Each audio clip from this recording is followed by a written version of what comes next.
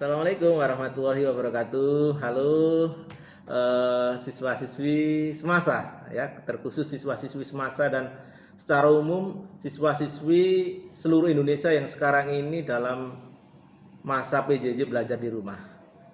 Saya Adamil Setiawan sekarang ditemani oleh guru sejarah, guru muda sejarah dari SMA Negeri 1 Situbondo ya, masih muda sekali, belum menikah, tapi ilmu pengetahuannya tentang sejarah tidak diragukan lagi, yaitu Bapak Rofi SBD. Benar ya, Ya, Pak Rofi ya? ya. Mantap. Pak Rofi ini lulusan dari mana, Pak Rofi? Saya pendidikan sejarah UNED, Universitas Jember. Pendidikan Sejarah UNED, Universitas Jember. Lulus tahun? Lulus 2019. Lulus tahun 2019. Berarti ilmu pengetahuannya tentang sejarah masih fresh. Inilah kelebihan dari guru muda. Ilmunya masih fresh dan keterampilan dalam mengajar biasanya berbagai macam metode biasanya. Karena ilmu yang dari universitas itu baru dipegang oleh dia dalam praktek mengajar. Sahabat sejarah yang ada di rumah, topik kita kali ini seru ya, yaitu membahas tentang PKI, Partai Komunis Indonesia, yang setiap tahun menjadi pembahasan yang sangat menarik, apalagi menjelang bulan Oktober, yaitu 30 September atau 1 Oktober. Nah, biasanya isu-isu hangat tentang PKI selalu saja digaungkan, nggak tahu kenapa ini. Kita akan berbicara tentang PKI sedikit, Partai Komunis Indonesia, ya, yang menjadi sejarah, bagian dari sejarah perjalanan Republik Indonesia. Benar, Mas Rofi ya? Ya, PKI ya. Gimana? Pendapat Anda tentang PKI itu gimana, Mas Rofi? PKI. mungkin ini dulu ya, terkait pembicaraan tentang Partai Komunis, kita tarik ke dalam pembelajaran sejarah. Jadi PKI ini bangkit karena dalam peristiwanya itu pada 1955 PKI ini mendapat 4 besar suara terbanyak pada pemilihan demokrasi pertama kita. Nah, disitulah jadi tolak ukur bahwa diibaratkan bahwa PKI itu nantinya akan berkuasa kayak gitu di Indonesia.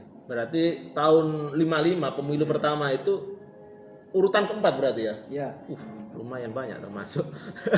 Ya, jadi suaranya lumayan banyak. Nah, terus sebenarnya kalau kita tarik pada peristiwa Madiun juga 1948 itu, Iya, benar. PKI ini kan sebenarnya sudah istilahnya pemberontakannya gagal. Tapi kenapa pada 1955 ini bisa bangkit lagi suaranya dalam pemilu pertama kita? Iya.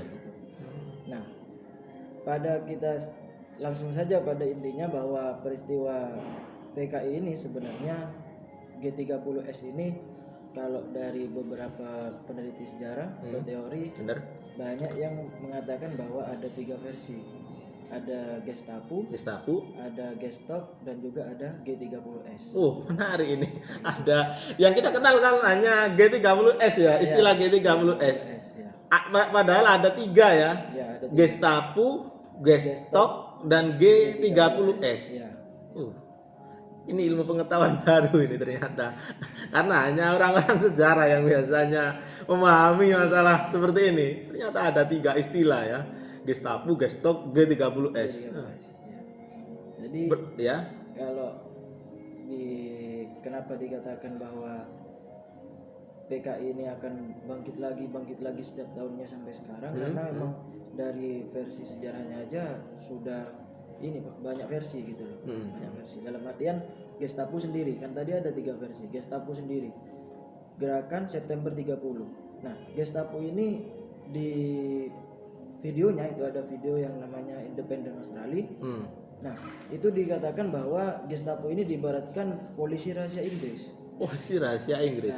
Mantap ini. Namanya Gestapo. Gestapo. Nah, di peneliti sejarah di video itu dikatakan bahwa Gestapo ini atau luar negeri itu juga ikut campur dalam peristiwa G30S, gerakan 30 September itu, yang katanya dilakukan oleh PKI.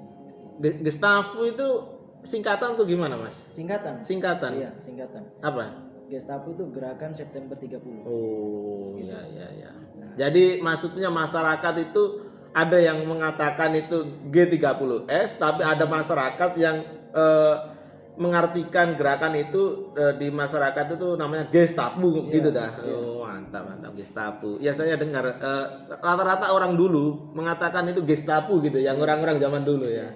Orang-orang mungkin kelahiran tahun 50-an atau sekarang itu nenek saya, kakek saya rata-rata Gestapo gitu. Kalau G30S itu rata-rata orang-orang apa ya? Orang-orang zaman now lah yang mengatakan G30S. Yang tadi yang Gestok itu tadi. Nah, kalau Gestok itu dikatakan dalam bukunya Pak Asfi Warman Adam, di hari-hari terakhir Soekarno itu dikatakan bahwa Soekarno itu lebih suka menyebut Gestok. Kenapa? Karena peristiwanya itu terjadi setelah dini hari. Setelah Soekarno itu berpidato di Bandung, Universitas swasta itu, peresmian itu sekitar jam 11 Soekarno nyampe istana kepresidenan, dan setelah itu dia tidur. Pada akhirnya sebelum subuh sekitar jam 3:30 dia dikabari bahwa ada pembunuhan jenderal seperti itu. Makanya dalam hari-hari terakhir Soekarno itu Pak Aswi menyebutkan bahwa Soekarno itu lebih suka penyebutan Gestok. Jadi orang-orang yang mengaku Soekarnois itu pasti menyebutnya Gestok. Gerakan 1 Oktober. 1 Oktober ya yang digaris bawahi ya, bukan 30 Septembernya. Bukan 30 September. Mantap. Itu pemirsa, ada Gestapo, ada Gestok, ada G30S. PKI ya. Itu sedikit tentang sejarah PKI. Pak Rofi, sekarang ini ada isu bahwa PKI, ideologi PKI itu hidup kembali atau masih ada dan berpotensi untuk mengacaukan kembali nanti di Indonesia ini. Pendapat Anda, pandangan Anda tentang isu tersebut gimana? Gini, kalau kita ibaratkan bahwa ideologi ini kan Indonesia, ideologi yang ada di Indonesia itu ada ideologi serapan dalam artian luarlah yang menciptakan ideologi itu. Soekarno pun menyebut bahwa di bukunya Di Bawah Bendera Revolusi itu bahwa ideologi yang Nasakom tentunya itu adalah serapan dari ideologi luar. Nasionalisme, Soekarno lebih suka dalam ideologi nasionalismenya Mahatma Gandhi. Agamis, Soekarno suka dengan agamisnya orang-orang Arab, orang-orang Arab, dan juga komunis sebenarnya tulisan Soekarno yang pertama itu bukan komunis tapi Marxis. Ya. Nah, tapi diperbarui lagi oleh Soekarno bahwa komunis. Karena yang ditimbul di Indonesia itu adalah lebih condong komunisnya, bukan condong ke Marxisnya seperti itu. Nah, karena serapan dari itu, kalau kita mengatakan sekarang PKI ini ada lagi, sebenarnya menjadi suatu hal yang tidak mungkin. Karena apa? Karena internasionalnya adalah organisasi internasional PKI. Internasional ini adalah organisasi internasional komunis. Benar. Nah, itu namanya internasional. Nah, internasional sendiri ini di Soviet itu sudah runtuh dan komunis itu pasti mati dengan sendirinya. Karena apa? Pada saat perang-perang komunis ini kalah. Dan memang pendanaan perang Soviet itu tidak sekaya sekutu yang lain, tidak sekaya lawannya. Lawan pada perang. Nah, jadi kalau dikatakan PKI akan bangkit lagi, gimana pendanaannya PKI akan bangkit lagi? Karena secara organisasi internasional itu sudah bangkrut. Iya, sudah bangkrut. Kayak gitu. Oh iya. Ibaratnya ideologi ini itu tidak bisa beradaptasi dengan perkembangan zaman, mungkin seperti itu ya. Ya baik. Ada isu lagi tentang PKI ini juga penting ya. Kenapa ada pembiaran oleh Pak Karno terhadap ideologi ini? Kan kita mengenal istilah Nasakom, ya kan? Nah, jadi seakan-akan nanti itu Pak Karno itu ada kubu yang mendiskreditkan Pak Karno sebagai presiden yang mendukung atau membela PKI. Gimana pendapat Anda, Pak Rofi? Karena ini Pak, karena kalau kita lihat dalam buku-bukunya Aidit atau Pak Asfi juga menuliskan bahwa Soekarno ini kan gila hormat. Iya, terus? Dia lebih senang bahwa dia disebut adalah Raja Jawa seperti itu. Nah, kenapa Soekarno ini gila hormat dan PKI itu bisa mengambil peran di sana? Contoh saja Soekarno pada dia saat menjadi presiden, dia selalu berpidato pada 17 Agustus ya kan. Iya. Setelah 17 Agustus ini Soekarno itu pasti akan berpidato juga di kota-kota lain. Nah, saat Soekarno berpidato di kota-kota lain, komunis mengambil peran di sana, PKI mengambil peran di sana. Selalu PKI yang mengasih panggung. Bahkan partainya sendiri, PNI, Partai Nasional Indonesia, dan juga Partai Pendidikan Nasional Indonesia, itu sendiri pun jarang sekali mengasih panggung kepada Soekarno ini. Nah, PKI lah yang mengambil peran di sana. Makanya kenapa Soekarno itu agak sedikit condong ke kubu PKI seperti itu. Berarti PKI di sini apa ya ibaratnya pandai mengambil hati Presiden Soekarno. Iya. Tetapi Presiden Soekarno belum tentu PKI. Karena Presiden Soekarno itu dalam rangka menjadi presiden Indonesia harus mengayomi seluruh masyarakat Indonesia dari berbagai macam karakter dan gagasan sifat masyarakat Indonesia itu sendiri yang multikultur, mungkin seperti itu ya. Makanya ada Nasakom karena ya saat itu masyarakat Indonesia terbagi menjadi beberapa paham ideologi atau kelompok. Iya, benar ya. Itu pemirsa ternyata. Ya jangan salah persepsi tentang pandangan-pandangan ini. Ada lagi ini isu hangat. Nah, isu hangat. Kenapa Pak Harto kok tidak terbunuh saat itu? Padahal Pak Harto kan termasuk petinggi Angkatan Darat. Ya. Pak Rofi ya. Ini juga ada Pak Karno pasti dihubungkan dengan Pak Harto, itu pasti itu. Gimana Pak Rofi?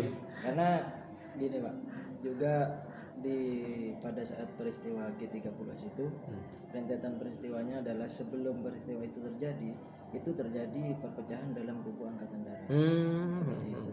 Dan itu juga tentunya yang bukunya sering saya baca, Pak Asfi Warmanadam juga bilang itu bahwa ada perpecahan dalam kubu Angkatan Darat. Bahkan kalau dikatakan pada saat itu Angkatan Darat di timur ini Malang, Surabaya ini, nah mereka itu ingin meminta izin sebenarnya kepada Soekarno, meminta izin dalam artian siapa sebenarnya dalang dibalik pembunuhan jenderal ini. Dan perpecahan itu adalah tentunya perpecahan antara Jenderal Ayani dan juga kubunya Pak Harto seperti itu. Baik. Makanya kenapa Pak Harto itu tidak terbunuh. Pesan terakhir ya, pesan terhadap seluruh siswa se-Indonesia dari guru sejarah muda kita Pak Rofi. Apa Pak Rofi? Ya, mungkin seperti ini. Untuk kita jangan menutup diri kita untuk belajar sejarah.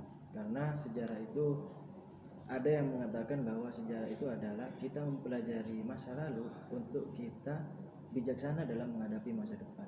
Jadi dan juga ada yang mengatakan bahwa sejarah itu dibagi dalam 3, masa lalu, masa sekarang, dan juga masa yang akan datang. Jadi kita tidak boleh menutup diri, kita harus sadar akan sejarah seperti itu. Oke, baik siswa-siswa yang ada di rumah seluruh Indonesia ya.